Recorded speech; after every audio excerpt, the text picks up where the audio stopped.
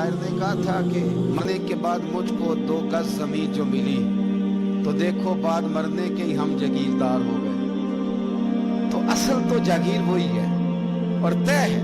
इतना मर्जी एसी लगा के कमरा ठंडा कर लें, टाइल पत्थर लगा के उसको आप साफ सुथरा कर लें और आप उठने की भी तकलीफ ना करें, रिमोट कंट्रोल के साथ हर चीज अपने कमरे की आप कंट्रोल कर लें, पूरा हवादार कर लें, लेकिन आप बचेंगे तब ना जब कब्र जन्नत के बागों में से बाग बने। अगर वो जन्नत के बागों में से बाग नहीं बनती तो फिर फायदा नहीं है। मेरे रसूल करीम सल्लल्लाहु ताला अलैहि वसल्लम के प्यारे सहाबी हजरत उस्मान गनी रज़ी अल्लाह ताला अन्हु फरमाते हैं, ये सुनन अबू दाऊद शरीफ की हदीस है कि हुजूर ने फरमाया जब मैयत को दफन करके फारिग हो जाओ तो उसकी कब्र पर खड़े रहो।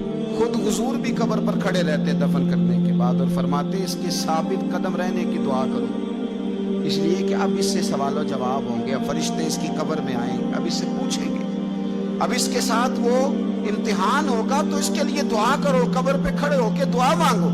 एक हदीस में फरमाया कि इतनी देर दुआ मांगो, इतनी देर दुआ मांगो कि जितनी देर ऊंट ज़िबा करके खाल उतार के गोश्त बना के, ऊंट ज़िबा करना सबसे ज्यादा मुश्किल है, ऊंट ज़िबा करके खाल उतार के गोश्त बना के बांट देते हो, इतनी देर मरने वाले की कब्र पे खड़े रह के दुआ मांगा करो, क्योंकि अब फरिश्ते आएंगे, सवाल और जवाब होगा। तो आज़ाबे कब्र, मुसन्नफ अब्दुल रज़ाक में हदीस है कि एक बंदे को सिर्फ एक कोड़ा मारा गया था कब्र में, एक कोड़ा, एक दुर्रा, तो उसकी सारी कब्र में आग भड़क उठी।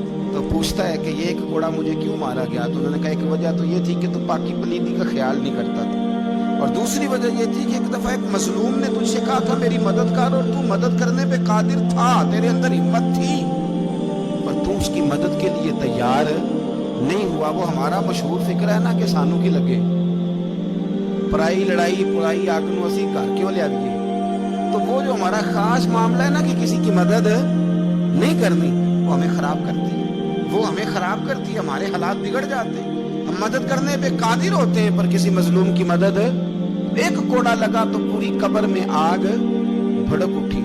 अज़ाबे कब्र से अल्लाह की पनाह मांगी जाए, डरा जाए और आखिरत के लिए कब्र के लिए तैयार। कुरान मजीद ने कहा वैसल कुबूर बुसिरत, जब कब्रें कुरेदी जाएंगी ना तो अलिमत नफ्सुम मा कद्दमत व अखरत, फिर हर जान जान लेगी कि उसने आगे क्या भेजा और पीछे क्या छोड़ा। मेरे अजीज, अपनी कब्र के लिए, अपनी आखिरत के लिए फिक्र करें, तैयारी करें।